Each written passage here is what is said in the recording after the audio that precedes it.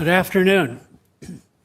This is the meeting of the Library and Observatory Board, Housing Authority Board, and the City Council representing the Redevelopment Successor Agency. It is the regular meeting for Thursday, March 6th. It is approximately 1 p.m., and I will ask Mayor Pro Tem Lynn Mulatto to lead us in the flag salute. Please begin. I pledge allegiance to the flag of the United States of America and to the republic for which it stands, one nation, under God, indivisible, with liberty and justice for all.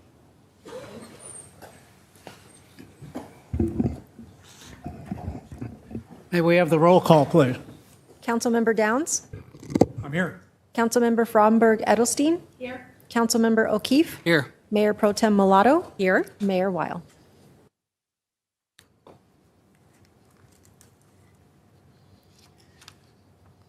Okay. We now have the non-agenda public comments. And if there are any, Christy, would you let us know? Yes. The first speaker is Susan Ragsdale.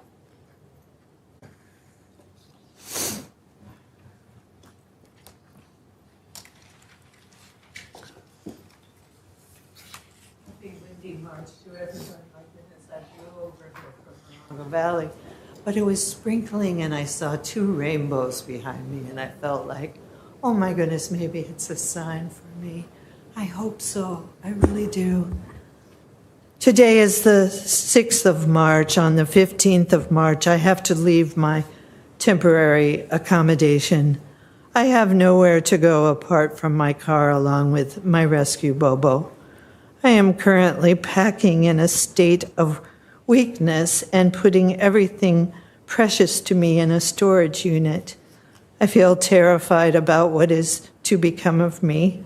I desperately need a new home. I desperately need a new home.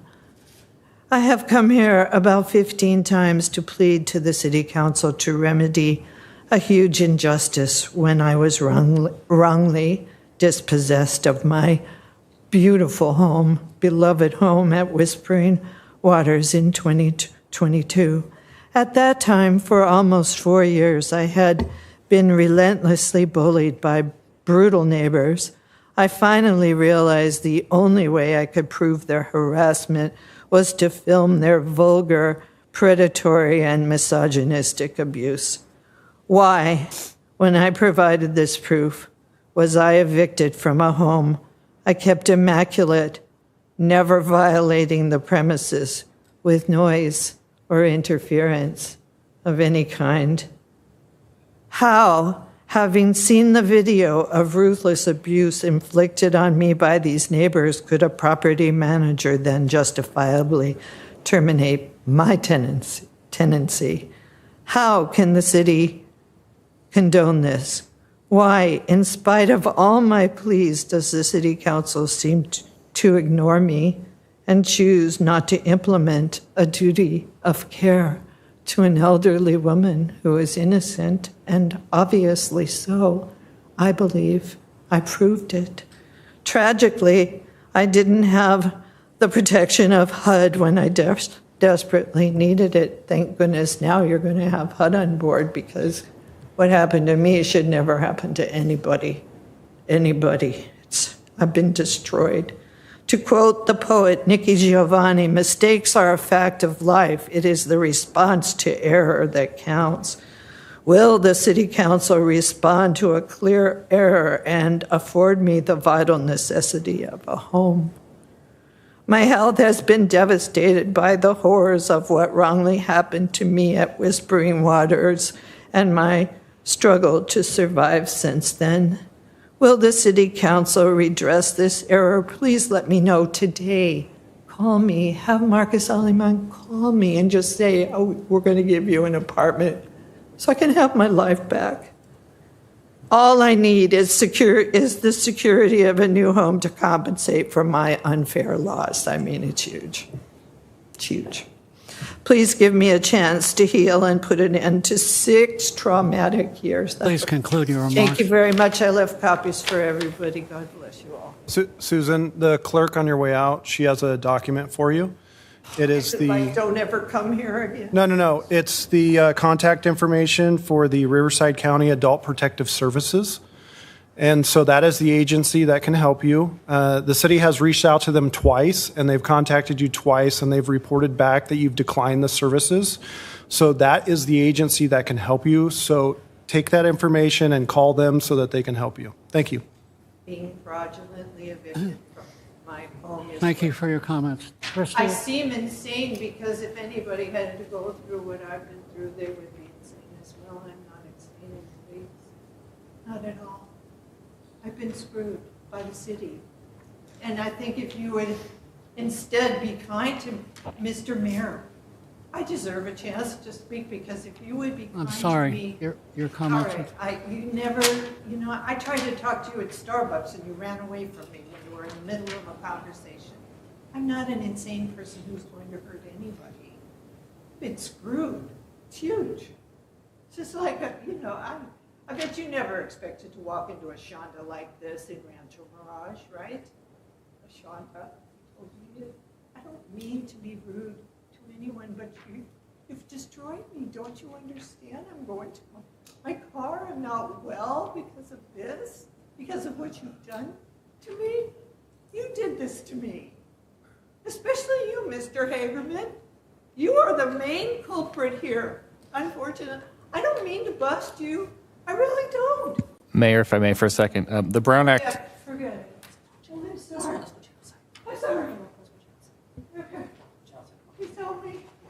Please help me, everyone. I didn't do anything wrong at all. I'm a really, really, really nice person from a very good family. I didn't do anything wrong at all. Nothing at all. This is not right at all. This is terrible to do this to someone. Really. It's the ugliest thing I've ever seen in my life. And unfortunately, I'm the victim. Mayor, I was just going to inform you that under the Brown Act, if individuals in the audience are disrupting the meeting, upon warning, if they continue to disrupt, we may ask them to be removed from the meeting, just so you're aware. Thank you. It really hurt me badly. They did. Would you like me to call the next speaker? Christie, yes. The next speaker, please. Wally Melendez.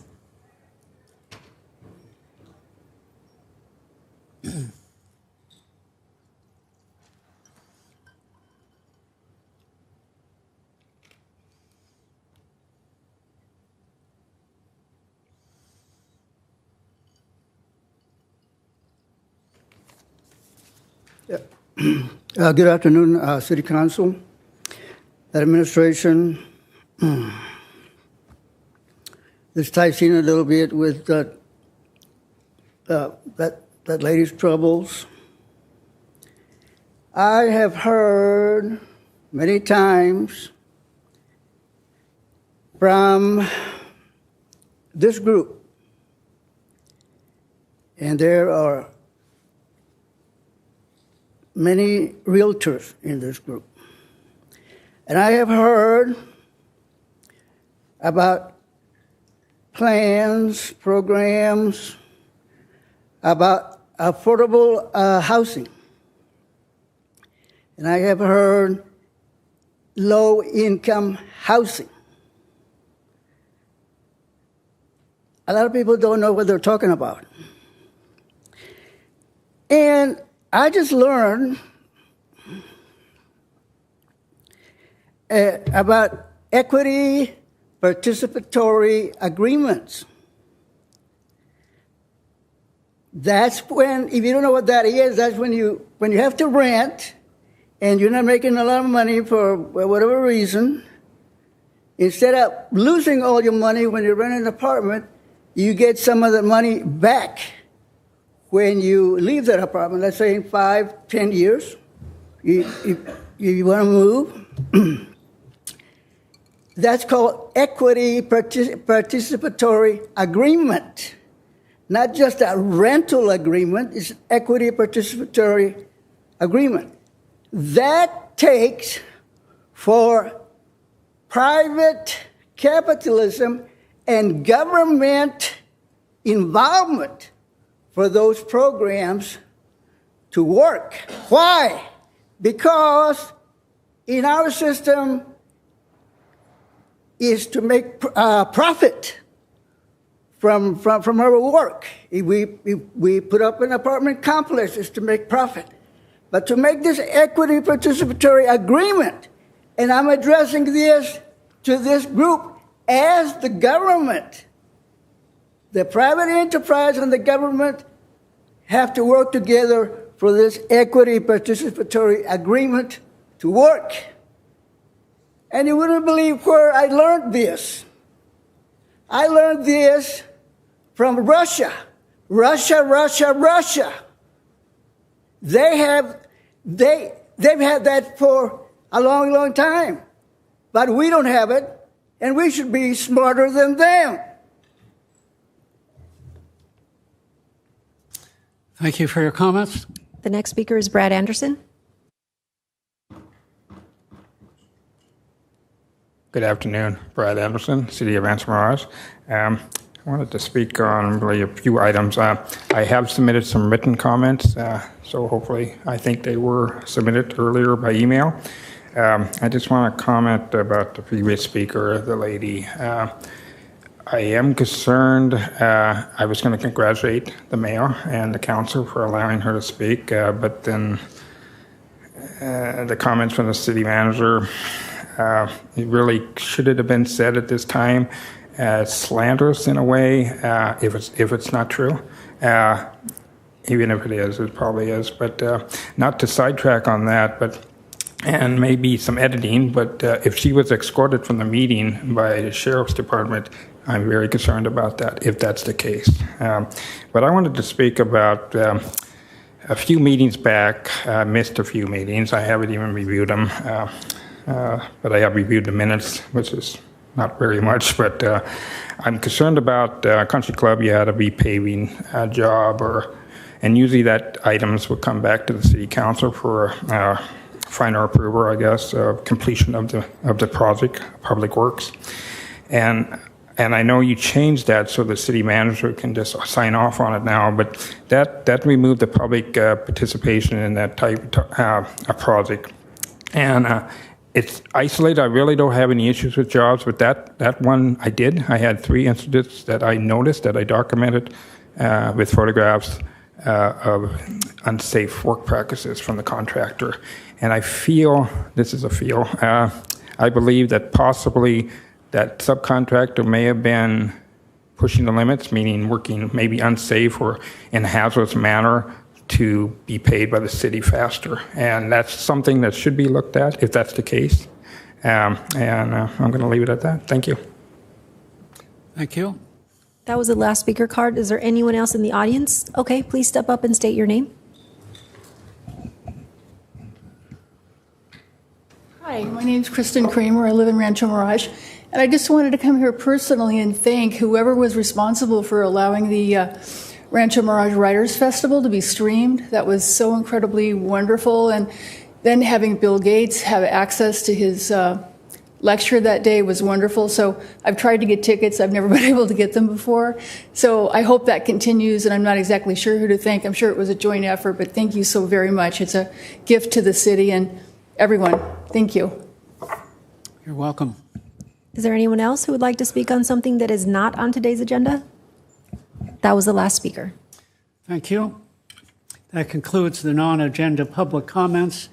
We will now go to council board comments. I'll start on my right and call upon Councilmember Downs. Thank you, Mr. Mayor. And to the resident who just spoke about the Writers Festival being streamed, it will be streamed next year as well. So thank you for making that comment.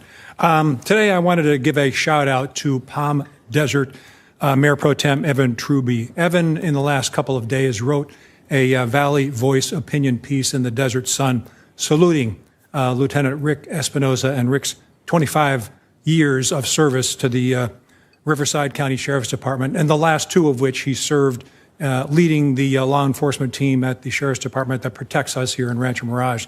So thank you so much to Evan for taking the time to write that piece. We very much appreciate it. We certainly saluted Rick at the last council meeting here in this chamber. We saluted him with a lunch up at the Ritz-Carlton last week, and I think the mayor will salute him again at this meeting today. But thank you so much to Evan Truby. I'm sure that Lieutenant Espinosa appreciates your taking the time to salute him, as do we here on this city council. I also want to do a shout out to the entire city council and the city of Cathedral City. Here's the reason why. At the last council meeting in Cathedral City, they passed a resolution which extended the ban on new cannabis businesses, or the extension of existing cannabis businesses, for the next year. The reason they did this is because those residents in the north end of our city, places like Mira Vista, the Legacy community in Mission Hills, have complained loudly about the cannabis odor since that large cannabis facility was built on Ramon Road a year or two ago. It emits significant cannabis odors, and it is significantly disturbing to the residents of our city. Now, the moratorium does not solve the problem, but at least it stops the exacerbation of the problem, and it does allow for time to try to find solutions to the problem. Now, here's my suggestion for the residents of this city in places like Mira Vista, in Mission Hills, in Mission Shores, and St. Augustine and Santo Tomas communities who still are the victims of that odor. Please don't stop your complaints to the Cathedral City Code Compliance Department. Continued complaints will send the message that we want something done about that odor, and I'm sure that the City Council and Cathedral City will do their best to solve that problem, as they began to do so a week or so ago when they issued that moratorium on new cannabis businesses or the expansion of existing cannabis businesses. So thank you to Evan Truby, and thank you to the entire City Council at the City of Cathedral City. I do feel compelled today to say something about Susan Ragsdale, who was just escorted from this chamber. My heart goes out to her. I hope that she finds a way to solve her issues and her living conditions. I hope that she finds a solution and some comfort. Now, it's also the case that our hearts on this dais go out to all of those residents of the Whispering Palms community where Susan once lived. We want them to have a comfortable and quiet and enjoying place to live. Because Susan was a negative influence, what our city staff had to do was to go to court to seek an order removing her from her residence. We got a court order. We had to do this. Now, courts don't issue orders removing someone from a residence lightly. They take this very seriously, and it was fully heard in a court of law, and Susan was expelled from that community for good reason. I hope she finds some peace and some quiet. And I also want to say thank you to Marcus Alleman, who is our city housing manager, to Maya Dukic, who is Director of Development Services, and to Isaiah Hagerman, who have heard Susan call them out in any number of visits to this city council chamber, because they made a very hard decision, but they made the right decision over the course of the last year. Thank you. I'm sorry, Susan, and I hope things work out for you. And please pay attention to the information that the city manager gave you when you finished your comments today. Thank you, Mr. Mayor. Thank you. Mayor Pro Tem Milano. Thank you very much, Mr. Mayor. I have two items that I need to speak on today. The first is 2025 Confidence Summit. Would you please play the sizzle reel? Alex Rosales, and I'm at the CW3 Confidence Summit 2020. On February 7th, my fellow council member Eve Fromberg Edelstein and I participated in the 2025 Confidence Summit at the Omni Rancho Las Palmas Resort and Spa here in Rancho Mirage. This important event focused on empowering women through financial literacy and wellness. The Confidence Summit, also referred to as a catalyst event that supports your life event, Featured keynote speaker Stephanie Link, Chief Investment Strategist at Hightower Advisors, and was co-hosted by Evolve Yoga Online CEO Bronwyn Lee Tyson and Blanky Shine Wealth Management founder Robert Shine. The 200 attendees participated in an inspiring keynotes, breakout sessions, and networking opportunities, gaining actionable insights for health and financial growth. The summit's agenda included workshops and discussions on financial literacy, personal growth, mental and physical health, and leadership development, providing attendees with tools and knowledge to enhance their financial independence and overall well-being. Overall, the 2025 Confidence Summit served as a transformative experience, equipping women with the resources to take charge of their financial futures and prioritize their health and wellness. The City of Rancho Mirage was proud to sponsor the summit, emphasizing its commitment to supporting initiatives that promote personal and professional advancement. Here with us today is Donna Sturgeon, the Confidence Summit event director. And I don't know did Rob make it yet? No? I don't think Rob's here. Okay. Rob Shine, the managing director and partner of Hightower Blanky Shine Wealth Management and founder of nonprofit The Few, Society of Financially Empowered Women. Come on up, Donna, and share your thoughts. We are so pleased that we were able to participate. Thank you, Lynn, and thank you to the City of Rancho Mirage. And Eve and Lynn made some really excellent remarks in welcoming everybody, on just under 200 participants that day. There were some men there as well, but obviously the goal of the summit is for women to help them gain the confidence and the knowledge around wealth and wellness. So we try to balance both during the one-day, very ambitious agenda. We're looking forward to being in Rancho Mirage in 2026 as well. And to that end, we are doing some site visits at the Ritz and the Westin next week. We're looking at dates that don't conflict with the Writers' Festival. We understand that moved, so we're well aware. But we thank the city very much for partnership and that beautiful table book, the coffee table book at the 50th anniversary was so immensely appreciated by every attendee, myself included. Now, I live in Palm Desert. I'm right next door, but maybe someday I'll be a resident of Rancho Mirage, but I have lived in the city for 35 years and in the area, and just so appreciate the opportunity to host an event like this because we really see the value. We probably will go to different destinations. Ultimately, we've had some interest in that, but we will more than likely continue to do an annual local event. So thank you again, City of Rancho Mirage, everybody. Thank you for being here. Donna, I've worked with you in a lot of organizations over the time, but the best gift you've given the world is your daughter, Abby, in my opinion. She was an incredible help with my family at Palm Valley School when she was there. I know she's an alumni. And I loved just seeing her little face in the audience, married woman and all. I can't comprehend that, but that's okay. But thank you again for including us and bringing us into the team. We are really excited to continue to watch this summit grow. And if multiple cities are the future, that's great. Just always remember where home is. Thanks. Well, we do. We very much appreciate this. And Gabe Cotting, Gabe and I formerly worked at the tournament, the Craft, and later the Chevron. But anyway, so we go back. So Gabe was a great advisor in directing the marketing for this, and the city supported the marketing with co-marketing. So we're really appreciative of the partnership, very much so. And thank you, Eve. Abby appreciates you very much too. And hi, Colin.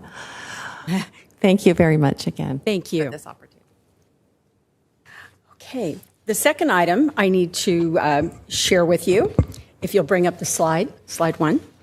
If you missed out on the Modernism Week film premiere of Preservation Mirage's documentary short featuring the Maslin House by Richard Neutra, Preservation Mirage is offering a second screening on Wednesday, March 12th from 5 to 6 p.m. at the Cinemark Theater at the River.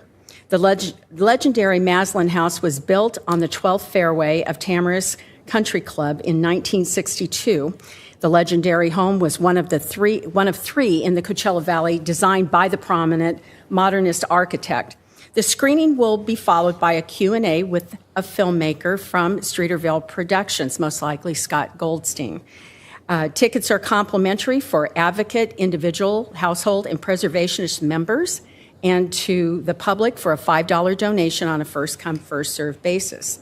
Please visit preservationmirage.org to purchase tickets. And also, they do have a poster that is for sale. It's an 18 by 24-inch poster that bears the Preservation Mirage and Streeterville Productions logos and details the film's premiere. You can get it for $30. And I will say, a long time ago, I happened to be in that home through family friends, happened to be going over there to the Maslin home for a fundraiser.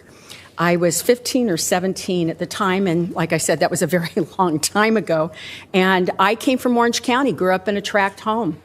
I had yet to ever experience such a thing of beauty, to be walking into that home, and that's where I fell in love with mid-century architecture, because no matter from what vantage point in that home, we saw the beautiful San Jacinto Mountains, we saw the fairways on Tamarisk, and that's actually what piqued my interest long ago to go into real estate later on in life. And it was just a fabulous experience, and I'm so pleased that Preservation Mirage is doing everything it can to highlight not only this home, but other historical homes here in the community. Thank you, Mr. Mayor. Thank you, Lynn. Another gem contained in Rancho Mirage. Mr. Mayor, if I may, if you attend the screening of the Maslin House, you will also have an opportunity to see our resident movie star, Lynn Mulatto, appears in the movie. Councilmember Eve Fromberg Edelstein. Thank you, Mayor. So I wanted to add my 2 cents on the Confidence Summit. It's an incredible and important event. The audience was filled with female leaders looking to learn better tactics for self-improvement, education, and support around balancing their work and personal lives. Many of the attendees were in the sandwich generation, spread thin between caring for and assisting aging parents and also raising families while working full or part-time or running their own businesses, all things I can personally relate to. Just trying to put one foot in front of the other and hit all the things on the to-do list before the end of the day, always giving 110%. Additionally, I manage the retirement funds at our law practice and find that task to be overwhelming at times. Trying to acquire fiscal knowledge and retirement planning education as a working adult is extremely daunting. All of this while also trying to fit in self-care, keeping up with medical care, cancer screenings, feeding myself and a family, hopefully in a healthy way, sometimes not, finding time to unwind, relax, compress, and possibly feed my soul in addition to everything else. It's exhausting even just talking about it. This summit is a gift to the women of our community, a special place to learn, listen, engage, find experts, acquire valuable knowledge, and exchange ideas and concerns with women dealing with the same issues. I applaud the founders for conceiving of this summit in the middle of COVID, I might add, and building on it every year to make it better and more enlightening for the attendees. I am honored that Councilmember Mulatto and I were chosen to be the city ambassadors for this event and believe this to be a real gift to the city of Rancho Mirage and the Coachella Valley and the incredible women who work and live here. So that was my first item. My second item, so thank you again, Donna, and thank you to Robert as well. I wish he was here. The second item that I wanted to talk about, I wanted to mention, and I didn't get to do this at our last council meeting because I barely had a voice. So in feeling better, I wanted to give the update about, I attended my first CVAG Public Safety Committee meeting on February 10th. And I saw two incredible presentations, one by the Riverside County Fire Department and the other by Riverside County Probation Department. I'm going to highlight the CAL FIRE presentation. Deputy Fire Chief Robert Fish gave a great presentation on the improvements that CAL FIRE has made with new equipment to combat the fires we are seeing recently in other parts of Southern California.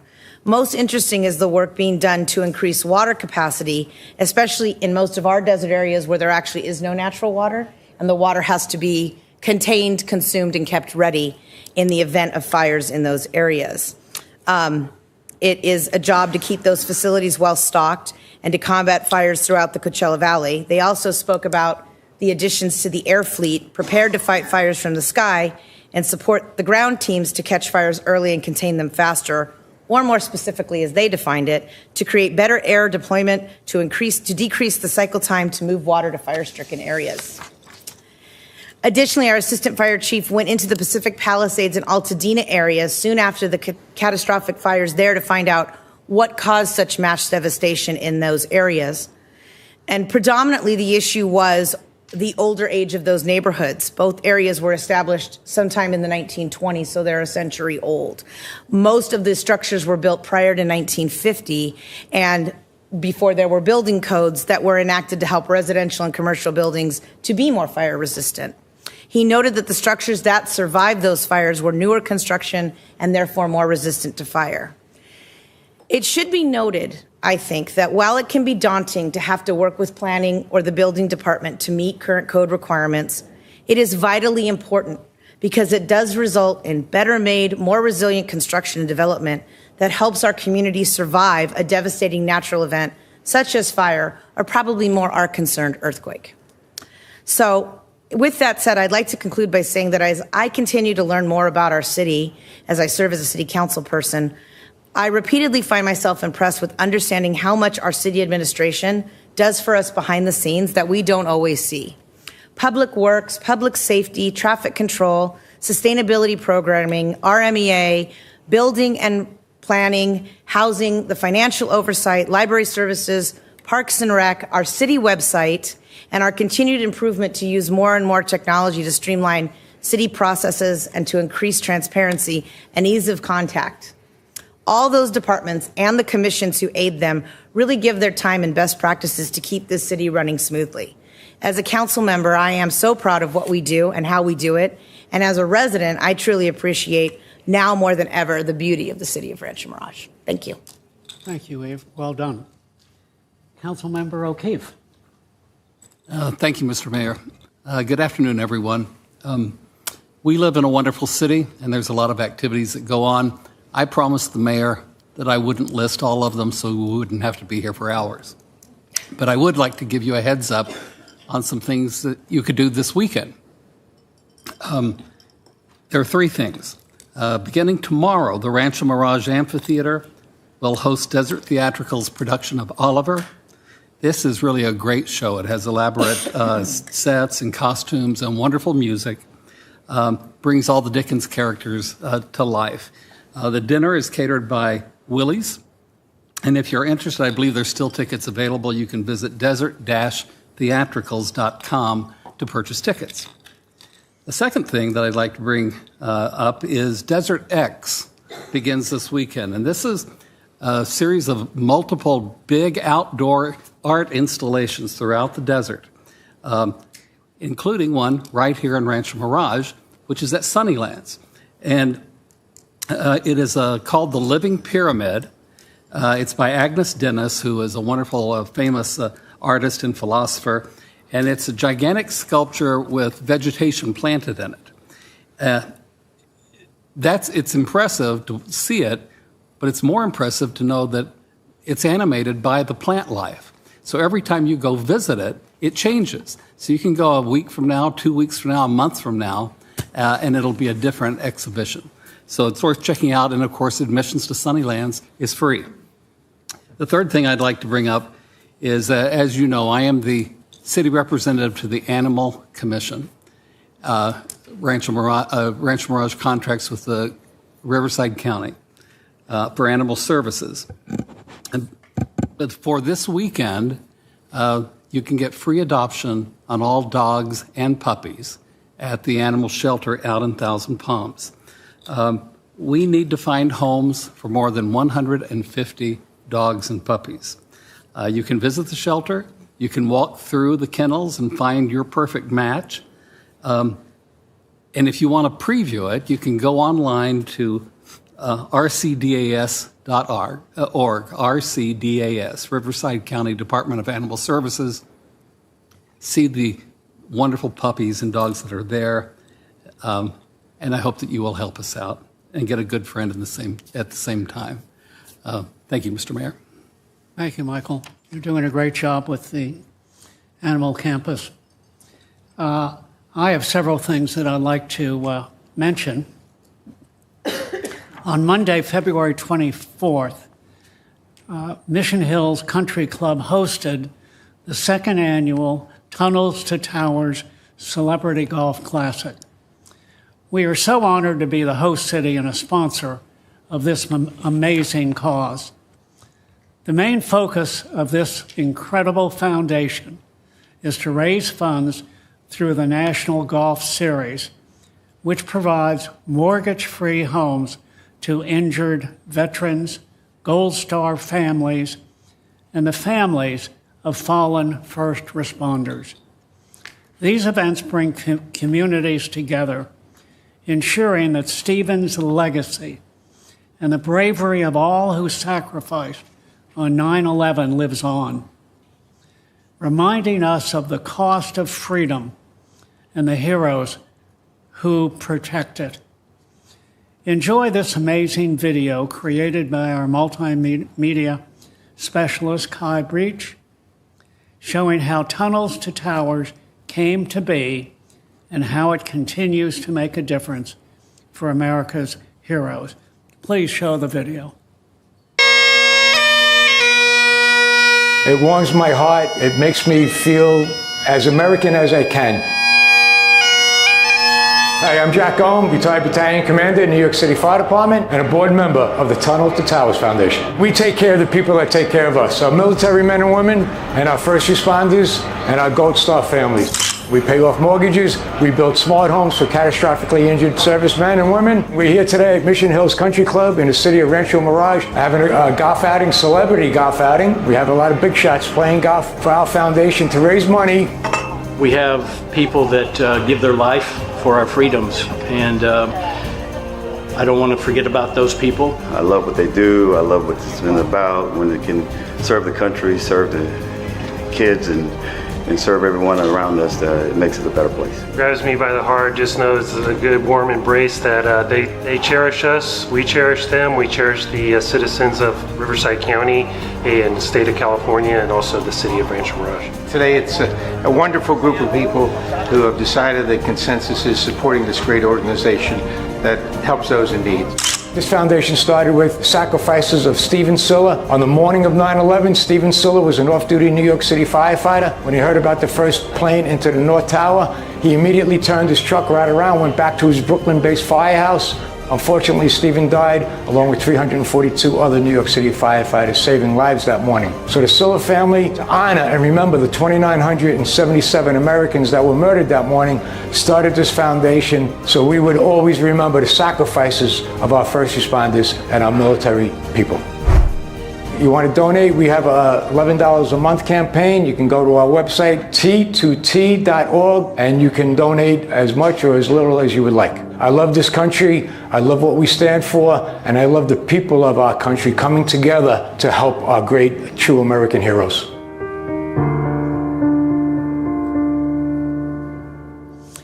Yeah, that was great. That was Jack, who, as you could probably hear from his accent, is a tried and true New Yorker. And I have heard him speak, along with Wally Joyner, who many of you might recall was a star on the Angels a number of years ago. Each time they speak, as many times as they have, they choke up every single time. That's how emotional it is. It's just an incredible organization that provides such a need. And we are so proud to have been the city, be involved and hosted it. I will mention one other thing today. Although Lieutenant Rick Espinosa is not here, I didn't realize today was his last day. I was informed of that earlier, but we knew he was retiring. But it was mentioned earlier by Councilmember Downs that we had a function for Lieutenant Espinosa during the week, last week, and it was just again, emotional. And when you see this video that you're about to view, you'll understand why we all felt so blessed to have him as our leader for a number of years, and we wish him nothing but good luck in retirement. So if you would, please play that video now.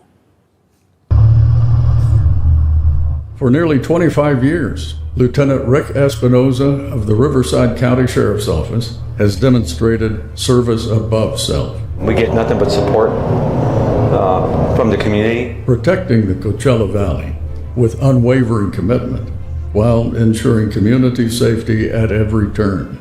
But to truly know Lieutenant Espinoza, we must first know the man behind the badge. Born in Hereford, Texas, and raised in Thermal, California, Rick's path to public service began early. He played both football and baseball while attending Coachella Valley High School. In his junior year, Lieutenant Espinoza enlisted in the California Army National Guard, a commitment that would lay the foundation for his lifelong dedication to public service. After graduating high school, he worked as a contractor in communications. But a pivotal moment came in 1992 when he was activated during the LA riots. This experience of working alongside law enforcement sparked his passion for a career in policing. In 1994, Lieutenant Espinoza met Martha, the love of his life. Their connection evolved from friendship, and they married on June 14, 1997, surrounded by family and friends. Together, they raised 5 children, each following their own unique path. Lieutenant Espinoza joined the sheriff's office in 2000, 836 where his determination and work ethic led him to rise quickly through the ranks. From deputy to sheriff's investigator in the Special Investigations Bureau, East Major Narcotics, he made his mark in the department. But his life took a dramatic turn on August 29, 2008. After stopping a cyclist riding against traffic in Desert Hot Springs, Lieutenant Espinoza was shot in the face. This is the emotional dispatch call.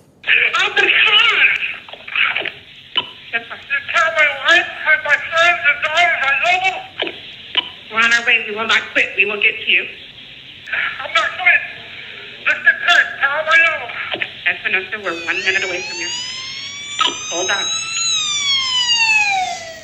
Despite life-threatening injuries, Lieutenant Espinoza returned to duty just 3 months later. I talk about my incident a lot. I look at it as a way to give back, so people can look at what I did, the mistakes that I made, and they can learn from it. Hopefully, maybe I can be impactful to somebody that may need it at one point in their career. Since his recovery, Lieutenant Espinoza has become a symbol of inspiration for law enforcement officers.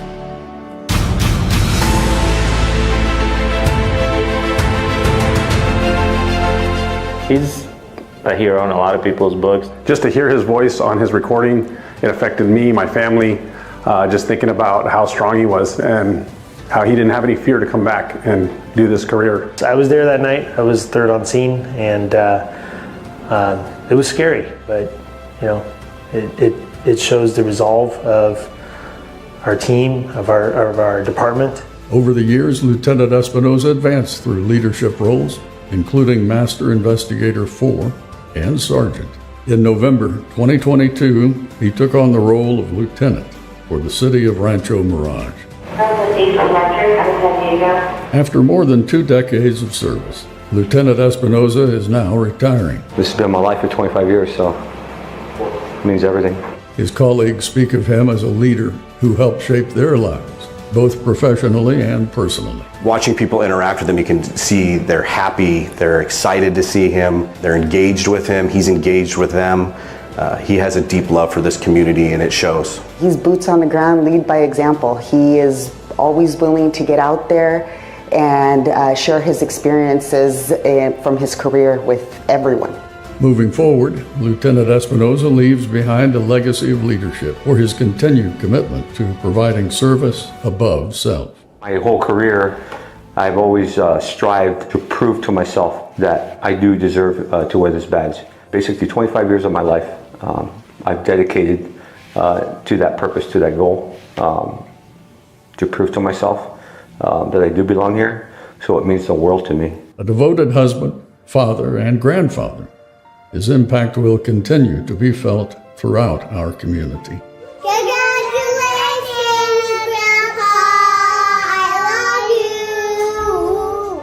Grandpa, congratulations on your retirement.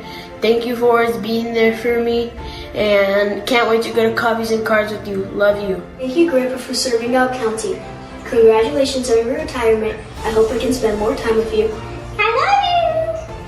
Congratulations, Grandpa. We love you. I'm happy for you, Grandpa. I hope that you have a great day for your retirement. Mijo, I just want to congratulate you on your retirement and tell you how proud and how happy I am for you. And I wish you the best.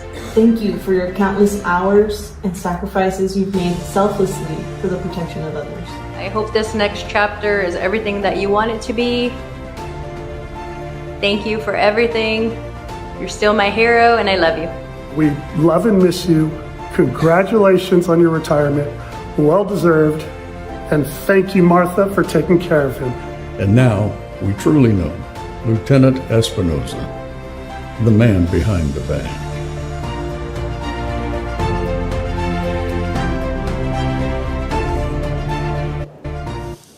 Well, that was an honor. That was an honor to see it again. It was an honor to recognize him. I'm sorry he's not here with us today, but I'm sure that he will have an opportunity to view this on YouTube many times. I know you'll convey, again, the congratulations from this dais and from this entire city to him. We feel indebted for his leadership over the past 4 years. So we feel, again, privileged, and we look forward to continuing the relationship that we have with the Sheriff's Department, with CAL FIRE.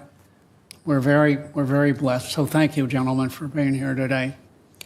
That concludes the council board member comments. I will now go to the city manager comments, and he can then transition directly to the consent calendar. Mr. City Manager, if you would, please. Thank you, Mr. Mayor. No comments today. The council has 4 items on the consent calendar for consideration. Item number 1 is to approve the February 20th, 2025 regular meeting minutes. Item number 2 is to adopt resolution number 2025 next in order, vacating approximately 0.181 acres for easement for a private road within the Cotino development that is no longer needed. Item number 3 are to approve the contracts, and item number 4 are demands. And before we go to council questions or comments, I'll ask the city clerk to take any public comment on the consent calendar. Thank you. Received 3 speaker cards for consent items from Brad Anderson.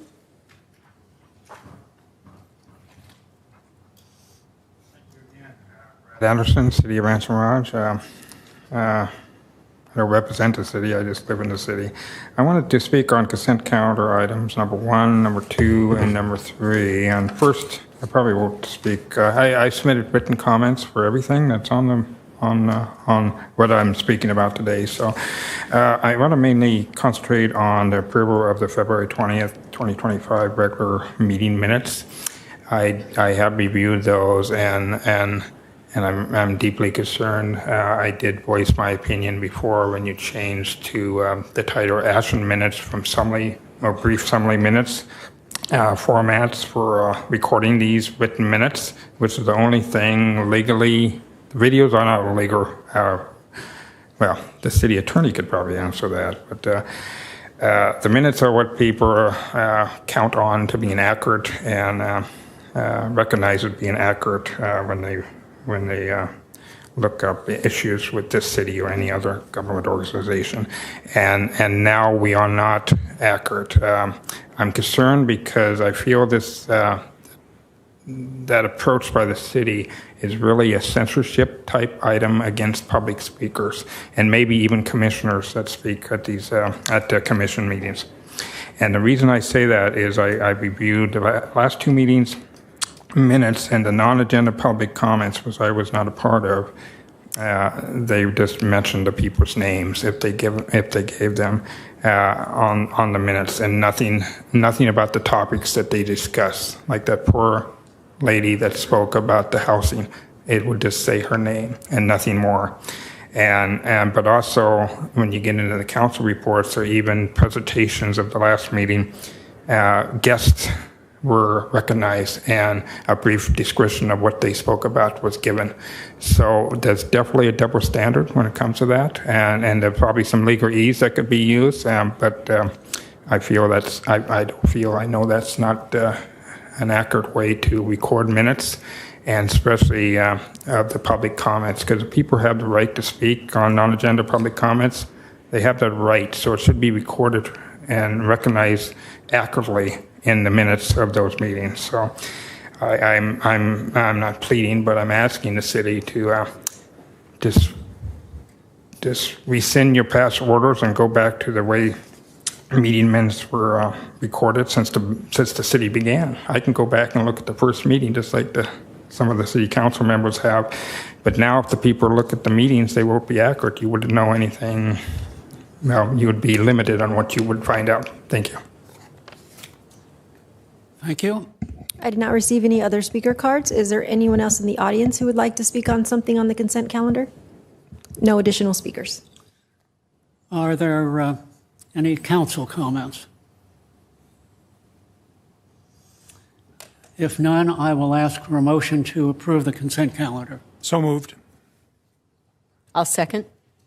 There's a motion and a second. Please vote. Motion carries 5-0.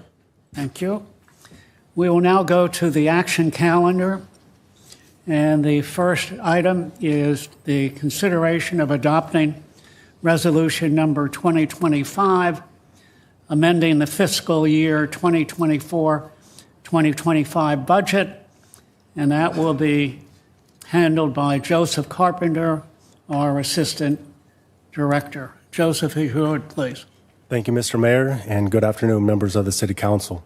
Annually, the Finance Division, in collaboration with the Director of Administrative Services and the City Manager, conducts a mid-year review of revenues and expenditures to identify significant changes that have occurred or may be expected to occur prior to the end of the fiscal year.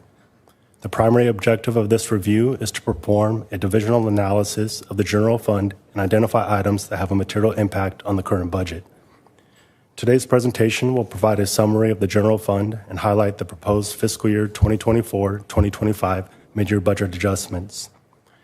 The current operating budget adopted by City Council on June 20th, 2024 includes approximately $34.9 million in revenue and $33.5 million in expenditures.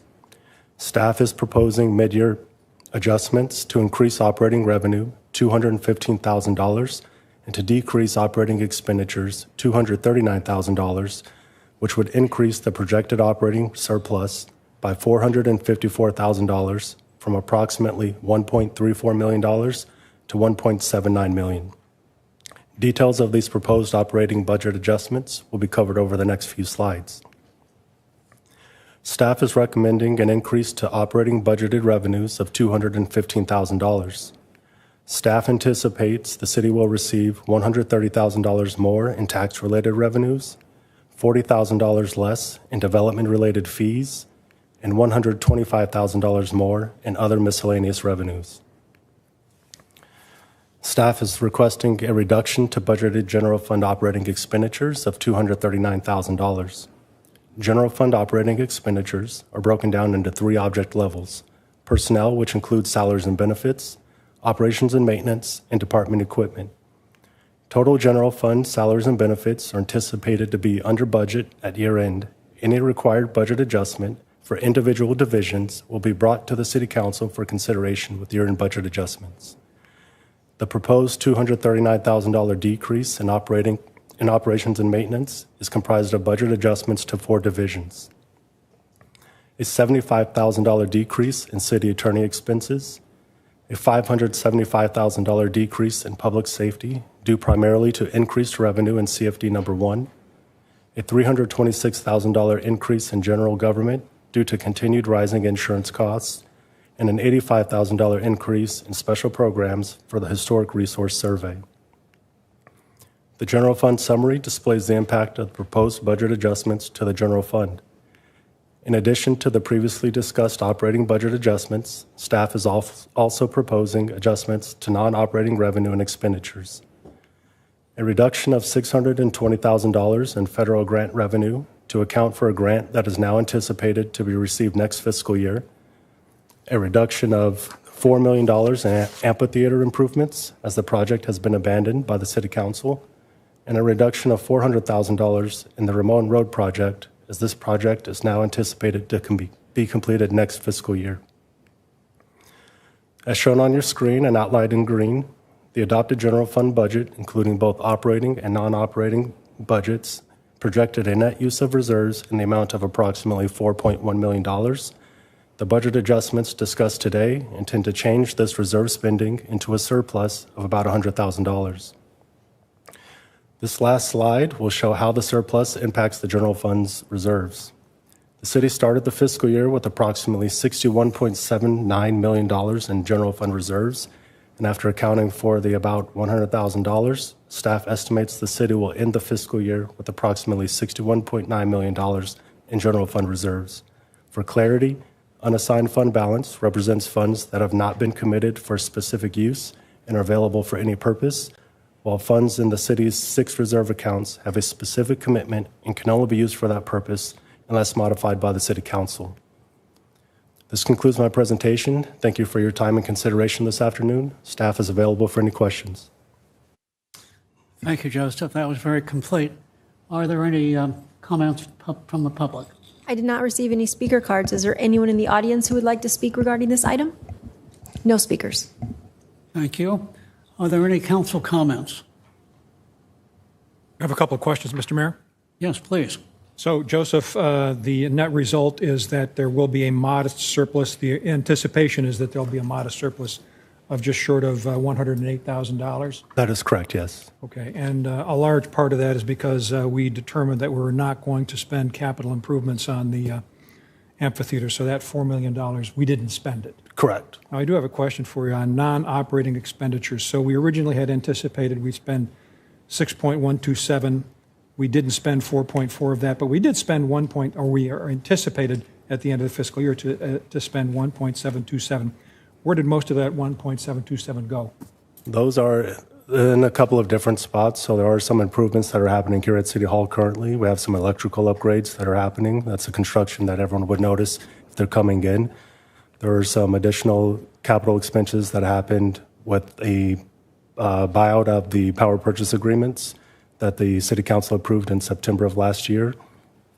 And then I would say the rest are just more miscellaneous general items that for financial reporting purposes are categorized as capital items. Okay, and one more question. So that $620,000 grant, so that wasn't received, but we do expect to receive it in a future fiscal year. Correct. That grant is tied to the Ramon Road project. So since that project completion is anticipated next year, the grant will happen next year as well. Okay, thank you, Joseph. You're welcome. Thank you, Mr. Mayor. Thank you. Are there any other council comments? Seeing none, may I have a motion to approve the action item and the amended fiscal year 2024-25 budget? So moved.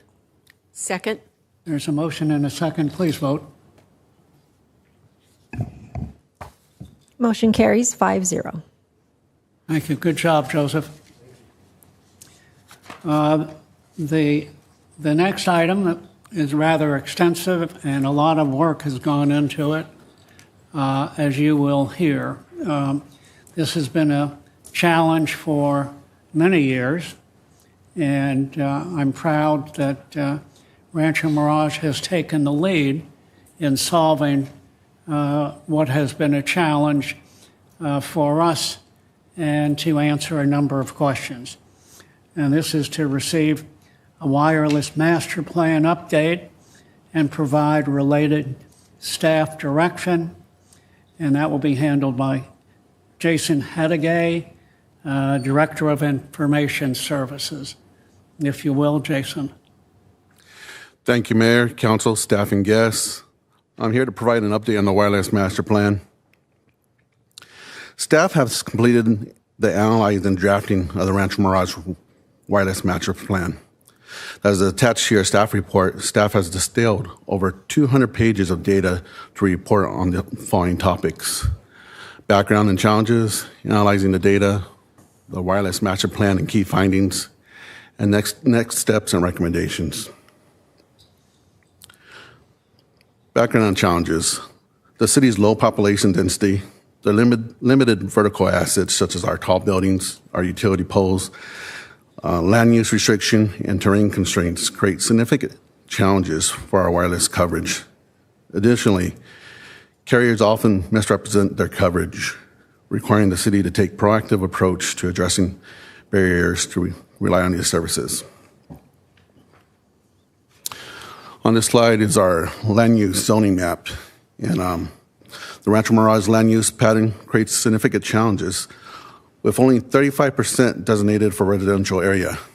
The largest category, open space, which is around 47%, includes 32% of mountain reserves, limited development, and I'd like to highlight some of this. It's in the green area. See that all the mountain reserves, the open space we have.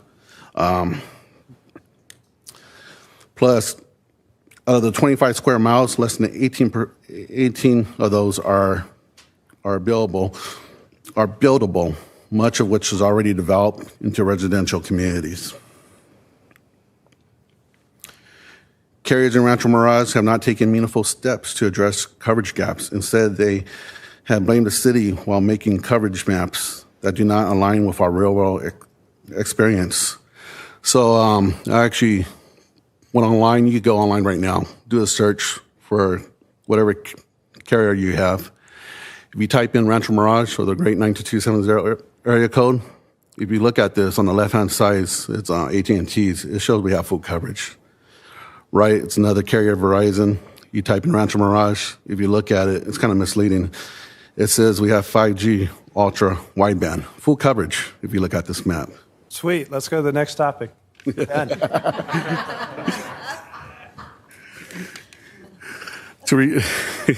To resolve these issues, on July 18, 2024, the City Council proactively partnered with Southplan Technologies to develop the Wireless Master Plan.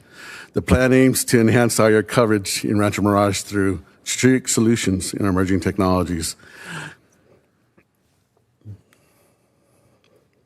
The Wireless Master Plan provides the city with accurate data to understand coverage challenges and develop strategic solutions. And the way they did that is they broke up this Wireless Master Plan in 3 milestones. The first milestone was to conduct field tests to map out the coverage gaps, identify our telecommunication sites out there, and they created an accurate baseline of the existing services. The second part of the milestone of the report, they actually modeled the coverage of the major carriers, and surprising, when I first started this, I thought Verizon was the superior coverage in Rancho Mirage. But after this Wireless Master Plan, it shows that AT&T is superior coverage in Rancho Mirage. The third milestone was they identify locations and infrastructure solutions to enhance coverage. As part of the Wireless Master Plan, Southplan performed a comprehensive field survey and a drive test analysis for real-world cellular performance. I'd like to share a short video with you guys. We're driving around the city of Rancho Mirage, collecting cellular signals from all the 3 major carriers, AT&T, T-Mobile, and Verizon. The goal for this is to improve the cellular coverage for the residents of Rancho Mirage. This can help improve reliability and data and coverage for the residents. We have a team of specialized RF engineers helping us analyze this test. This is a signal level graph of the data that we're driving around collecting. We're using 2 software-defined scanners. So as we're driving around collecting data, this is what's helping us collect the correct data. And the cell phones are collecting simulated data over user experience. So the importance of this is times are changing and more people are going away from landlines to cellular data.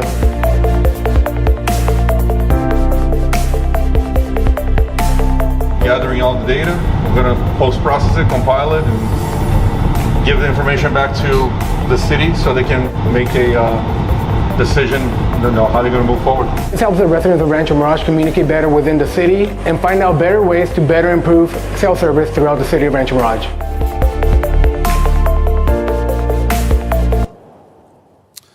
All right, part of the wireless master plan, here's an example of some of the documentation we received. They actually went to every single site out there in Rancho Mirage. They actually documented, took pictures.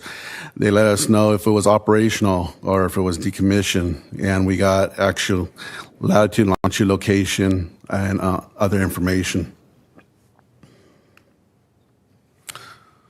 The study also identified 23 total cell sites in Rancho Mirage. 18 of those were operational, 3 were under construction, and 2 were actually just decommissioned, not even being used. On the right-hand side is the map. Out of the total 59 total applications that we received that we have on file, only 2 of those are in residential areas in the city. Majority of our cell towers are in commercial property.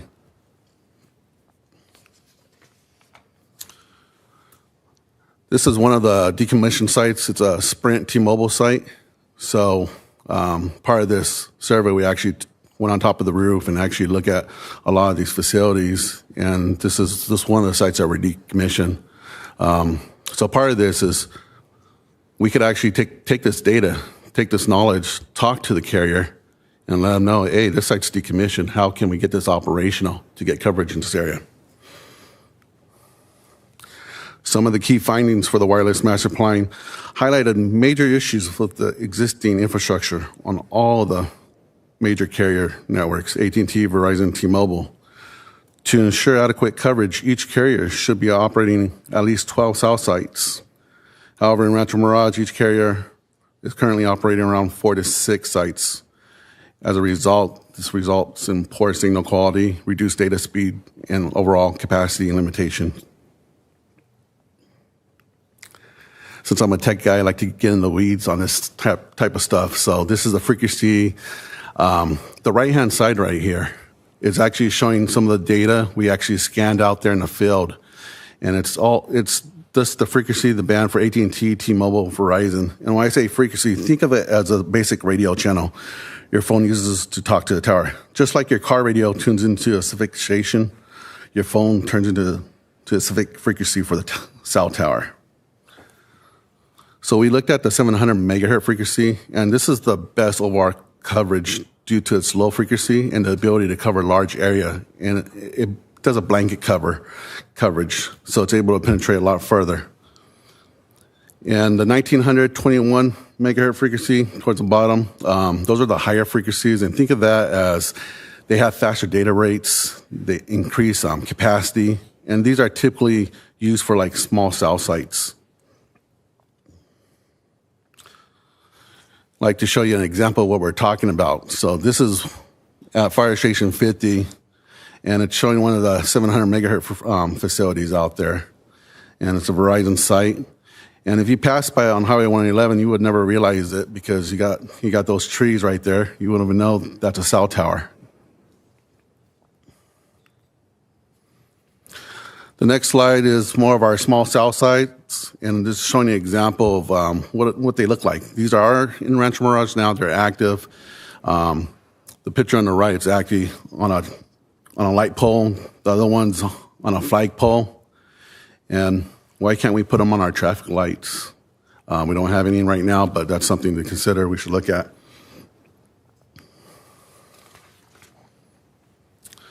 So during the dry test, we collected all the data and we had to correlate that and put that into a map to represent that. So this is AT&T's site in the 700 megahertz range, and they have, if you see the circles right here, and in the maps, little circles, those are the cell sites. And the colors, what the heat map, what it's representing green, is you have excellent coverage. It's a strong connection, fast data speeds. Yellow, you're connected, you're still connected, you got good speed for browsing. When you get into the pink and the red area, those are when you start having issues with data. And I wouldn't recommend taking a Zoom call if you're in those areas. So Verizon, we looked at each of those carriers. So Verizon has 4 operating sites plus 1 repeater site. And when I say a repeater site, the repeater site's off of right there at the Eisenhower at the hospital, right here in the middle. It grabs a signal and rebroadcasts it out.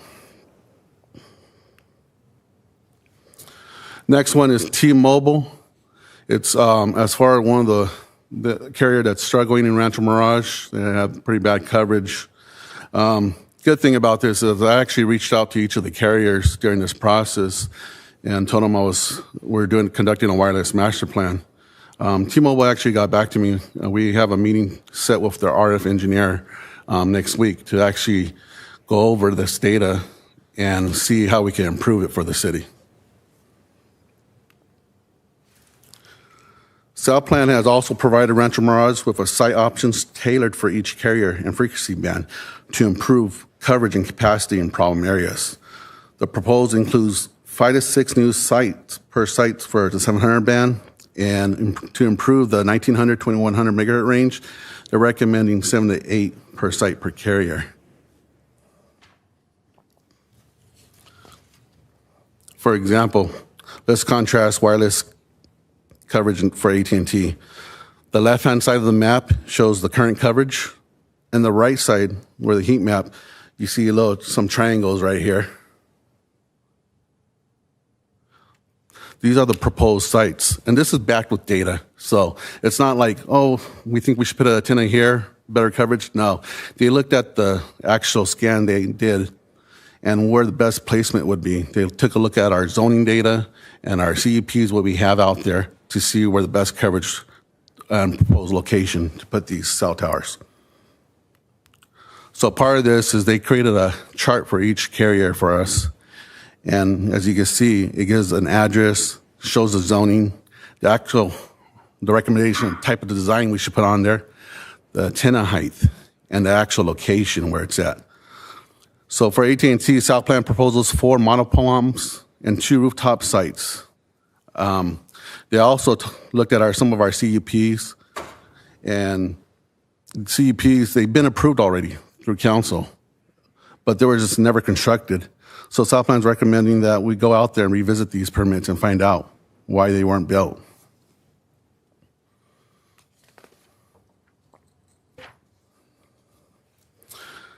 So this next site's actually showing the 1900 21 megahertz by adding 7 of these small cell tower sites.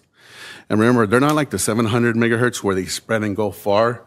These small cell towers have limited range, but they handle capacity great, so we need a lot more of those to handle the users. So just like the 700 megahertz range, they actually created a chart, give us locations where they should be at. So South Plan proposals 3 small cells and streetlights, 1 flagpole, 3 rooftop sites, and streetlight antennas have been proven functional. Small cell solutions adopted by multiple cities, including Rancho Mirage. Maybe adding more cell sites like this throughout the city could help our capacity. Picture right here actually represents an example of these sites. Just remember, some of these sites have a little bit of drawbacks. They don't go as far, plus they require fiber infrastructure in the ground to connect to their facility. So they gotta have each carrier has to have a connection back to their equipment.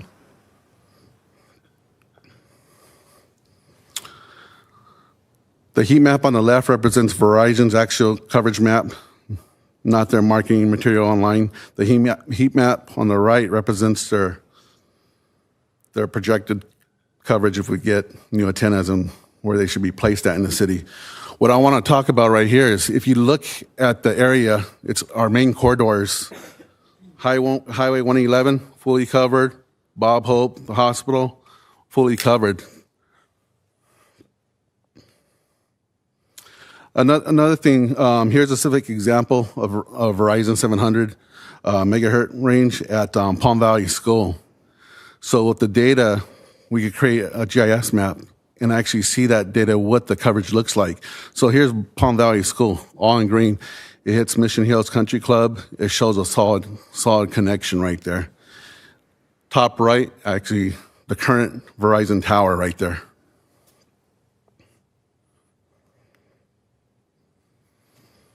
Okay, this next map is also showing T-Mobile's current coverage and their actual proposed sites for T-Mobile. I'm not going to go in detail and talk about every table on every carrier, but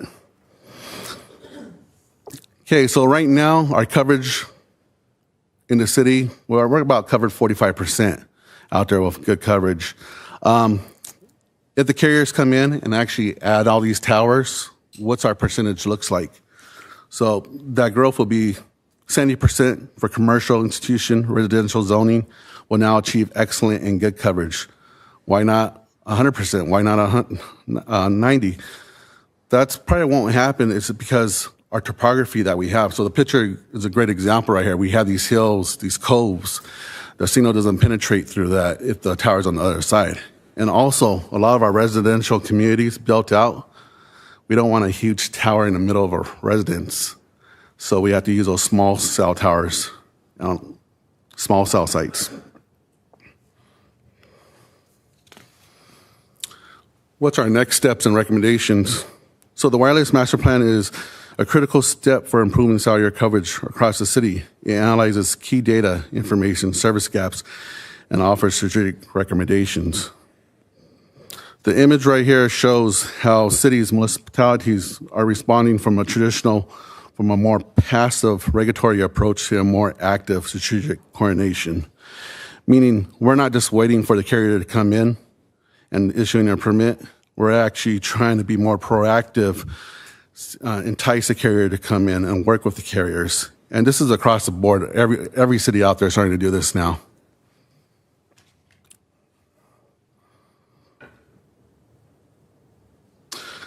So staff also has been working on creating an interactive map for our residents. So they're able to enter their address and they could actually see with their cell coverage or with the best carrier coverage. What I'd like to show is a live demo of this. Usually I don't do live demos, but we're going to try to make this happen. So this is taking the real data that we got from SouthPlan, and we imposed it in our Esri software, GIS software. And how you read this map, the layer on the left, you have all the carriers. Like if I want to see Verizon, I can show Verizon. If I want to see T-Mobile, I can show T-Mobile or AT&T. The right actually shows the signal quality. So great thing about this, you can type in an address. Josh, can you enter City Hall's address for me? So I just typed in the address. It's actually going to bring all the carriers and show the signal if they have excellent quality, if they're good, if they need work. So if you're a homeowner and you're looking at this, you type in your address, you might be in an area that you don't have great coverage, but maybe T-Mobile has better coverage or maybe AT&T has better coverage. You're able to see this with this data. Another great thing, here at City Hall, Rancho Mirage, you guys see this little hill right here? If I type in, click on Verizon, there's a tower just right up here. But because of that hill, it blocks the signal propagation to come across. So it's actually, it gets blocked. So by looking at GIS data, looking at the underlying data, we're able to see this type of information. So I want to scroll up just a little bit. We're talking about Palm Valley. So if I pull up their address, I'll just click on it. Tells me that Verizon excellent coverage because they have a tower right there on their property, so it shows good coverage. T-Mobile and AT&T, they're in the pink and in the red. So we could actually click on here and see Verizon solid coverage. T-Mobile, it's red, or AT&T. So with this data, what we could do as a city is, hey, maybe work with this business owner, maybe see if we can get a tower there. And improve T-Mobile and AT&T coverage at this location. And if directed by council, we could have this available on our website today. Yeah, from a resident perspective, right? You can type in your address, and if you're not married to your cell carrier, and one is, better than the other, you could improve your situation just by changing cell phone carriers. Another recommendation I have is that we from the report is the city can partner with our local organizations and our landowners by pre-identifying and approving strategic sites for small cell technology, streamlining the approval process and reducing uncertainty to our operators. Through collaboration with our property owners, the city can prioritize these sites and facilities in the entitlement process.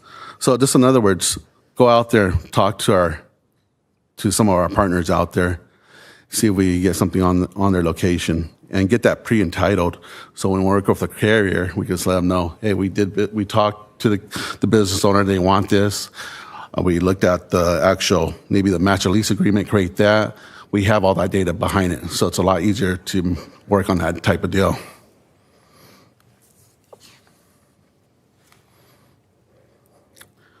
The wireless master plan is recommending City Council direct staff to the following items that we received from this wireless master plan. 1, streamline our permitting process, simplifying zoning and permitting for new towers and small cell, focusing on early collaboration, e-reviews, maybe updating our website that's tailored for cell coverage. Conduct a policy review of our municipal code, update our municipal regulation to attract network operators to streamline the development while maintaining zoning and aesthetic standards. Develop and maintain a list of pre-approved sites, identifying a pre-approved sites where wireless infrastructure reduces uncertainty. So we got this data already from the milestone. We just got to look at it and see what sites we want to go after and talk to the carriers about that. Mobile coverage opportunity zones. So direct staff to look at creating opportunity zones. We can have this in the map, and maybe with these zones, we could expedite the zoning or reduce fees to encourage service providers to expand in these areas. Establish a master service agreement. So we could use single master lease agreements or streamline the negotiation of approving the telecommunication infrastructure or equipment. Creating a telecom asset management tools. So we should be able to figure out what equipment's out there, what's the industry using, what's the new technology, and track that. Track what's been installed, track what's been decommissioned out there. And develop those interactive maps. So one for the carriers, we could actually develop an interactive map. So we could take a look at our current CUPs and see what's been pre-approved, what's out there, our small cell sites. We could document that all on a map and have that data collected, as well as creating that map that we showed you earlier for our residents, so they're able to see what the best coverage in the area is. We should also identify small cell installations, locations to focus on our flagpoles, street lights, and where to put them at. And after all this, one of the main recommendations that South Plan also recommended was consider the use of a wireless service broker.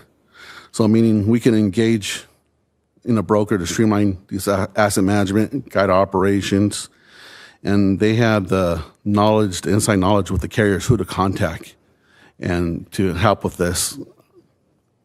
And that concludes my presentation for today. I'm here to address, ask any questions. I'm here for you guys. Oh, that's great. Jason, thank you. You know, for years, all of us on this council and staff have gotten complaints that the city is an impediment as far as getting approval to put up a cell tower. And that there is nothing further from the truth. We've approved, and we have a map that shows the number of towers that we've approved over the years that have never been built. And so using this kind of an analysis, we can pre-approve a number of sites and have them ready to go when the carrier says, yes, I'd like to build. We can say, these are the sites that are already approved, that you can go ahead and do that. And that will save time immediately. So that is great. Are there any questions from the public? Yes, I received one speaker card from Brad Anderson. Thank you again, Brad Anderson. I currently live in the city. I was originally opposed to this when it came up way back when you approved the monies to be spent on this, because I feel that data is out there already, but the deal is done. The work has been completed. I was not alarmed, but I was surprised that the contractor's not here today, and the city apparently did a lot of the footwork on this project.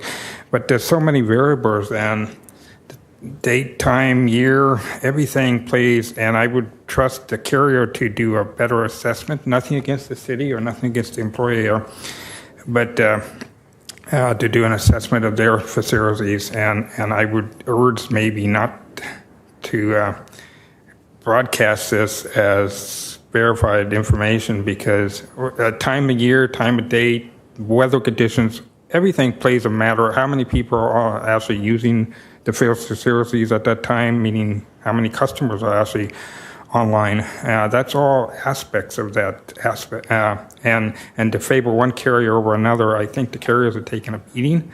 I think it's all rumor, hearsay, what was said by the carriers. So I'm worried about that. Because those businesses supply revenue to the city, and I hate to see our city government beat up on the people that supply revenue and maybe live in the city. And I am concerned the recommendations, and I did kind of go through some of the report, but not all of it, about light poles, and I know the ones in my residential neighborhood, and it's on a light pole, but the light's not on. Never has been for 25 years, I think. So I'm worried about, like, the light. Now I'm speaking automated license plate readers. All this stuff that's on a light pole, you got assessment districts paying for that infrastructure and paying for the cost of electricity. How is that getting reimbursed to the city? Aspects like that. I don't think it's a bad thing what the city is doing, but it's a private sector type business, and they should be doing the footwork for this. Anyway, I understand the aspects, but I'm worried that maybe this information is too severe to be taken seriously by I think a lot of people are on vacation here. They come here and they want to use the same cell phone they use in their home state, and maybe that's not an option for this area, and maybe that's just a fact of life. But other than that, I guess I'm done. Thank you. Thank you. That was the only speaker card. Is there anyone else in the audience who would like to speak on this topic? Okay, please step up and state your name. Hi, Kristen Kramer again, Rancho Mirage. I just have a quick question. What would be these carriers' motivations if you say that there's not a lot of density? How can we incentivize them to do anything about this? So part of the recommendations that we asking the council to direct staff is ways that we can incentivize our carriers by modifying and looking at streamlining our policies. By taking the approach of creating these opportunity zones, we could give this to the carrier. Says, hey, if you build here, we could limit the permitting process, the cost fees, and we'll fast track that process to get it going. Plus, we could work with the business owners in the city to help with that process. Yeah, that would be a great incentive. Was there anyone else who wanted to speak on this item? That was the last speaker. Thank you. I'll call for council comments. Thank you, Mr. Mayor. Not so much comments, but a little bit of clarification, Jason. First, thank you for this exhaustive report. It's really quite interesting, and people that think that it's a simple, straightforward thing. Obviously, the depth and length of this report proves otherwise. I wondered if you could kind of clarify or stress that the framework for this is not just a question of let's put up a tower, but there's an itemized list in the plan about balancing technological innovation, creating a streamlined approval, establishing technical and aesthetic standards, ensuring infrastructure resilience and sustainability, and protecting the public interests while encouraging technological investment. So it seems like it's a big cauldron of things that have to be mixed in. Can you comment a little bit on that? Yes, that's correct. And even right now, AT&T is working with their FirstNet initiative, and that's more for our public safety. They're making those open improvements now. I just got off the phone this week talking to a rep from AT&T. One of their main goals is actually updating the infrastructure across the United States right now. They have a big project going on to a program called Open RAN, which is an open radio access network, so they can improve service quality. So we're not just looking at one thing, putting a tower here and that's it. We want to be more of that proactive city and go after the carriers and work with the carriers to get them in here, to partner with them. That's our goal. One of the key things we also have that we didn't do before is we have these assets. We have community parks. We have City Hall. We have buildings. We have fiber in the ground. We have dark fiber in the ground. Why can't we use some of our dark fiber and work with the carriers if they need fiber in the ground to make some of these small cell sites? So we have to look at the whole big picture and and let the carriers know we have this type of infrastructure in place. Thank you. This kind of leads into the second thing I wanted to ask about, which a lot of people contact me. I made this a big issue about cell phone reception in our city. And some of the current concerns are the aesthetics, which has been the history of why we have spotty service in the city now, is that people didn't want things in their neighborhood. But in the appendix here, we talk about that there's several places that you can do things that heretofore could not be done.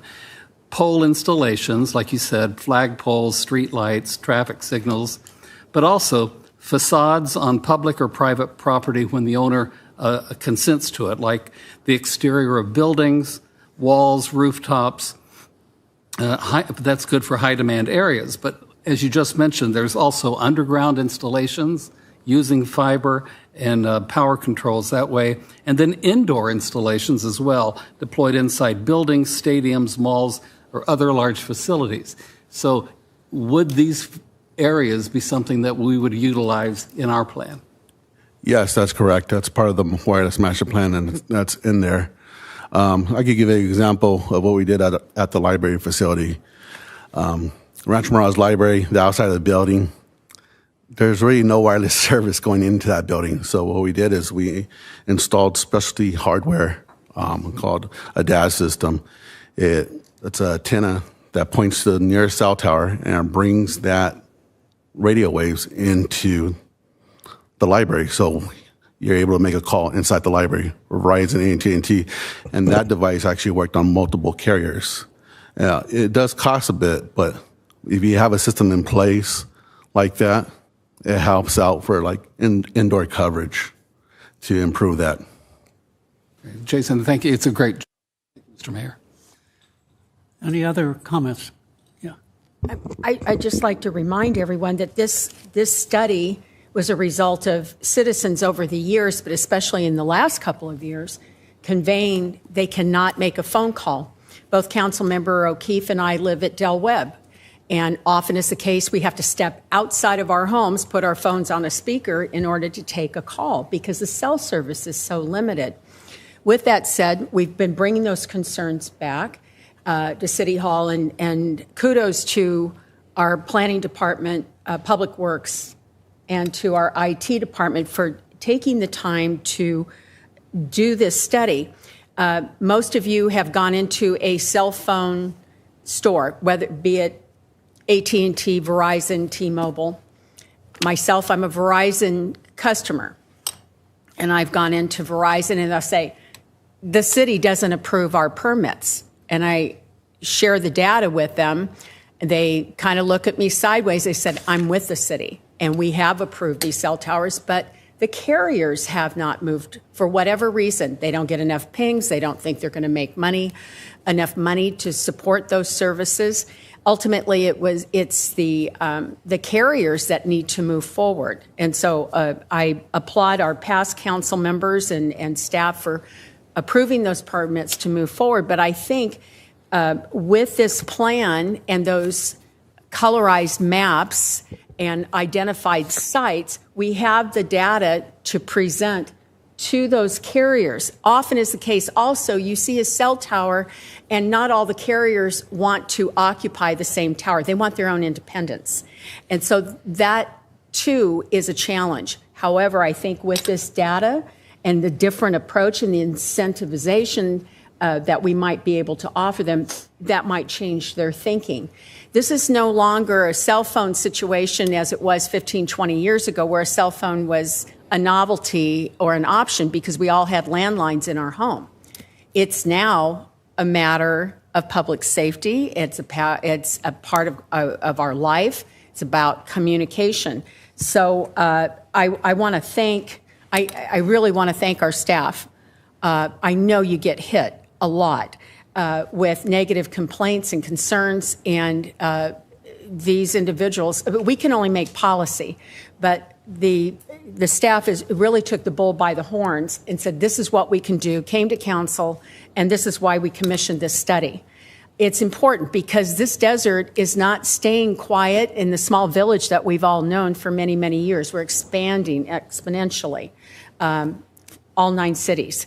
So I appreciate the proactivity in preempting this, and hopefully sounds like T-Mobile is the first to come forward to say, hey, we are interested in what you have. Let's see how we can work together, and hopefully that'll be moving forward with the other 2 carriers.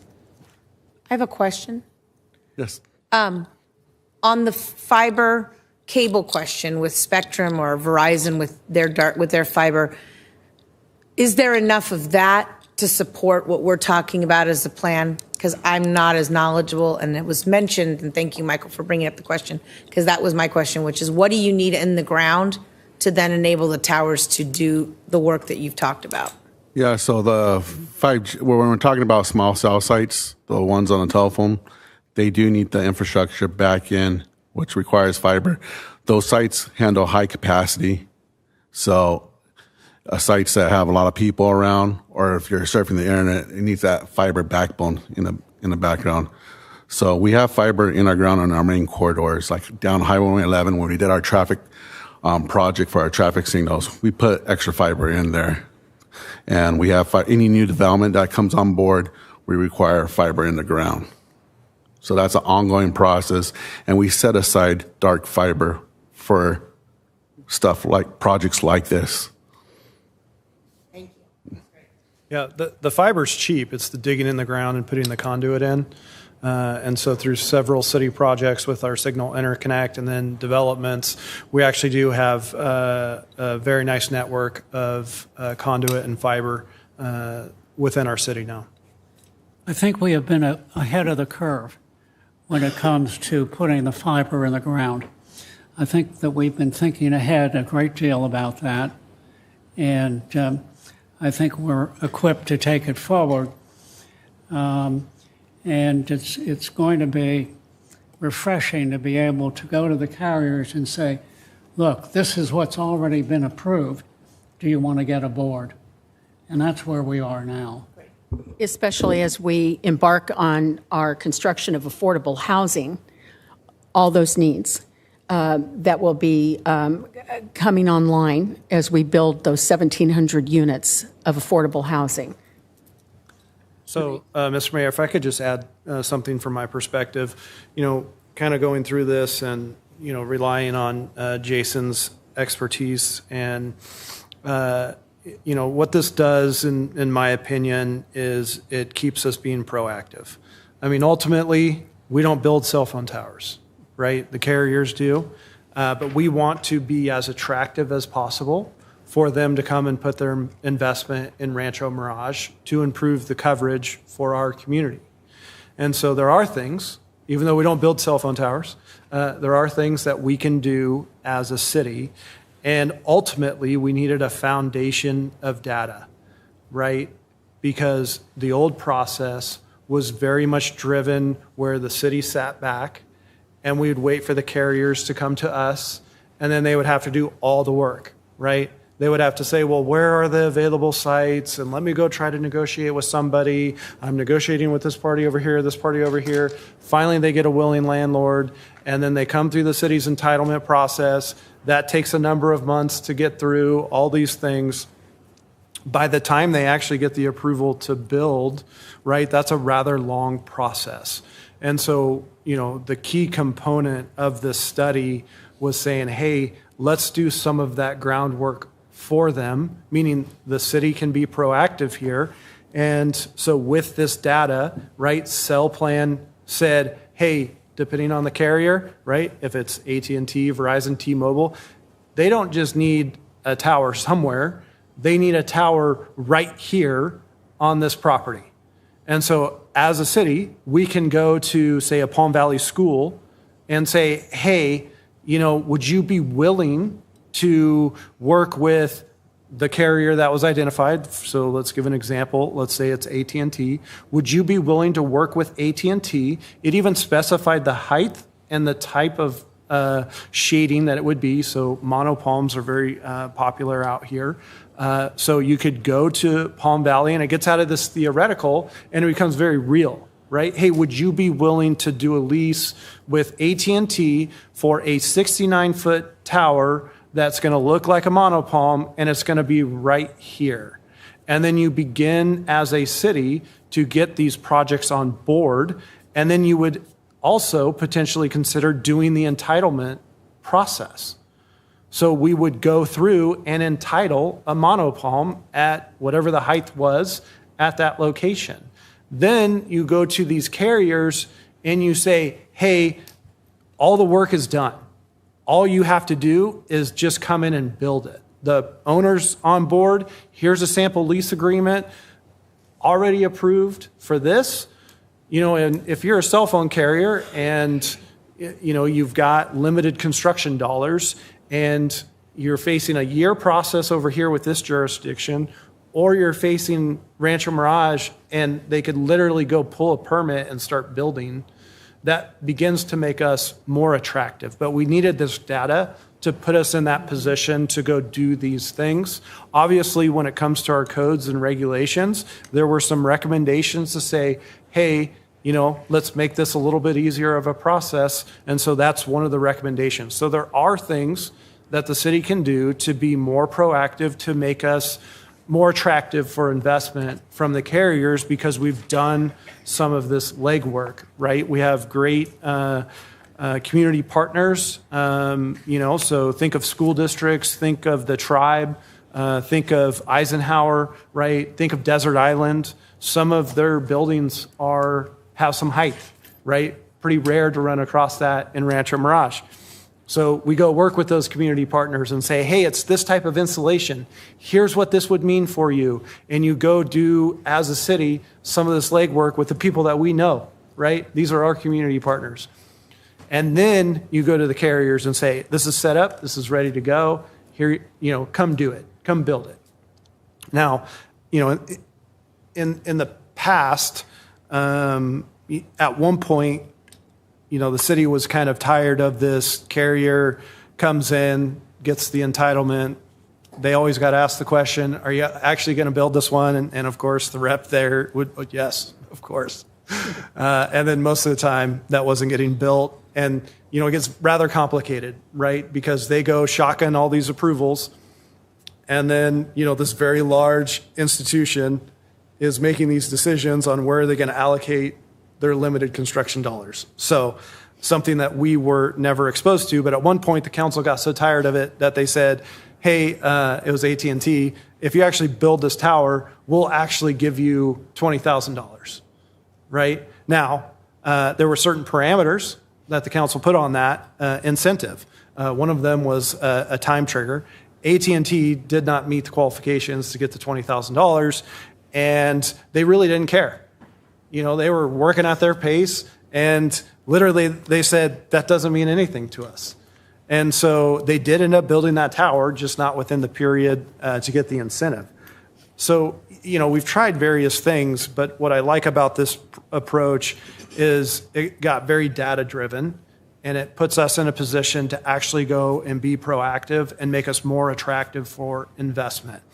Now, what I do want to, Jason, can you pull up one of the side-by-side coverage maps just to illustrate this point, right? All right. So if we were, let's say, 100% successful with this plan and every recommendation and every tower got built that is, in this plan, right? So here's AT&T's coverage. So existing's on the left.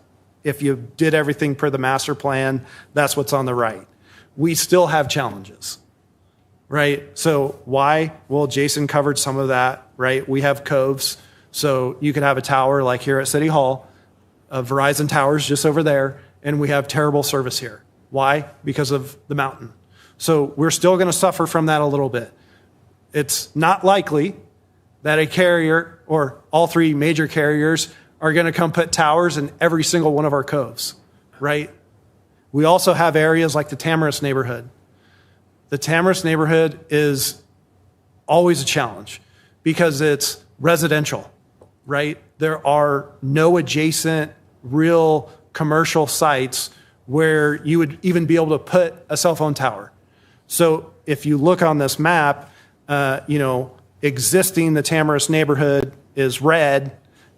If we implemented this, they're yellow, right? It's better, right? But it's not perfect. So we still will have areas of our city, even if we were 100% successful, you're still going to have some challenges because of the land use and the mountains, right? So Tamarisk neighborhood, Wi-Fi calling, right? When you're at home, turn on your Wi-Fi calling.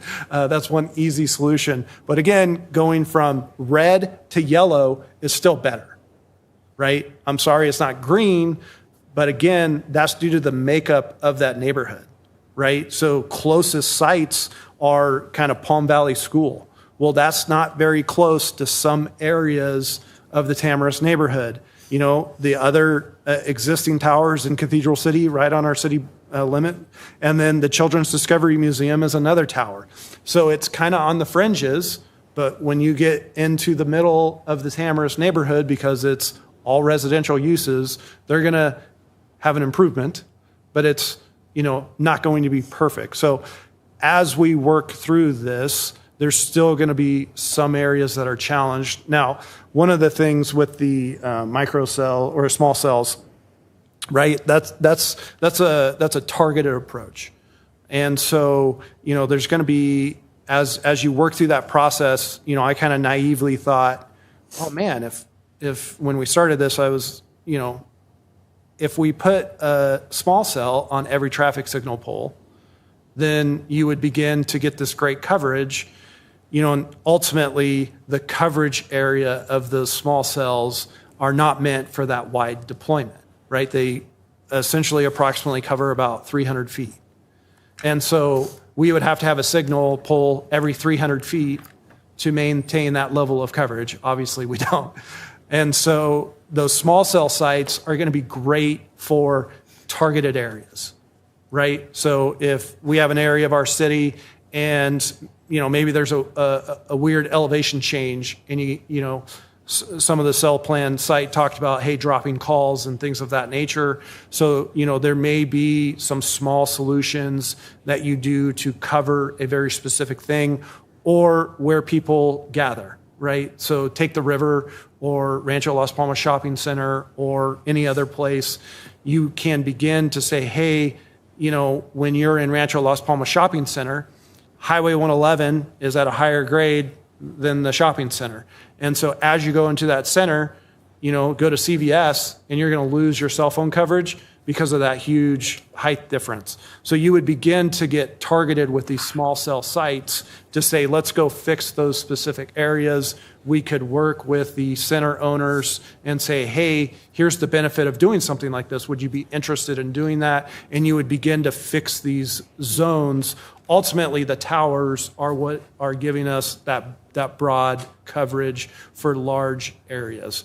So, kind of having this data that supports where all this is happening and a very, tailored, here's how you go address these situations, I think was the true value of going through this process. And now it's incumbent upon us to go say, okay, great, let's go make Rancho Mirage the most attractive place for investment by doing a lot of this legwork. Are there any other comments? My only comment, Mr. Mayor, is that this is a pretty simple decision, an easy decision for me. So cell phone use is so ubiquitous today. All of our residents use cell phones. Our businesses must have cell phone coverage and good cell phone coverage today. So if we want to create a healthy economy in this city, we need to approve a plan like this. So I just don't see a reason why this just doesn't make sense. It's also the case that from a resident perspective, if you don't have a cell phone, you got a problem in some cases with your health and safety. So this is a health and safety issue that's really important for our city. So I have no trouble approving this plan today. All right. If there are no other questions, I'll ask Councilmember Michael O'Keefe to make a motion. Thank you, Mr. Mayor. First, I'd just like to say I don't think we should let the good be the enemy of the perfect. And yellow is better than red, and we're working towards green. So I fully understand and share the frustration of residents and visitors who struggle with poor wireless reception, and this is far from a minor inconvenience. It affects not only public safety, but also personal safety, economic development, and the overall quality of life in our community. I think that this is a worthwhile investment in our city's future. It's essential to ensure that residents and visitors can enjoy digital conveniences of modern life. This is the world that we live in.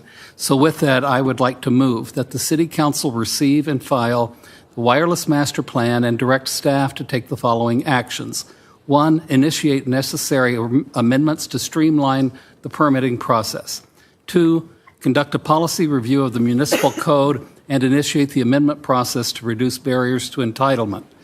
3, develop and maintain a list of pre-approved sites for infrastructure deployment, including both new and existing locations, by working with key stakeholders. 4, designate and market mobile coverage opportunity zones with zoning permit priorities and fee reductions. 5, establish master services agreements and service level agreements to streamline the use of telecommunications inventory. 6, research telecommunication asset management tools to track inventory. 7, develop an interactive map showcasing current operational use permits and pre-approved cell sites, providing detailed information for each location. 8, develop an interactive map for residents showing their coverage area per provider. 9, find ways to encourage small cell installations on flagpoles, street lights, and other existing structures where co-location is challenging. And 10, engage a wireless service broker to facilitate communication between the city, property owners, and carriers. Thank you, and I'll ask Mayor Pro Tem Mulatto for a second on the motion. And you have your second. Thank you. There is a motion and a second. Please vote. Motion carries 5-0. Congratulations. Nice work, Jason. Thank you so much. With that, there is no closed session this evening, and I will now call for adjournment of this meeting.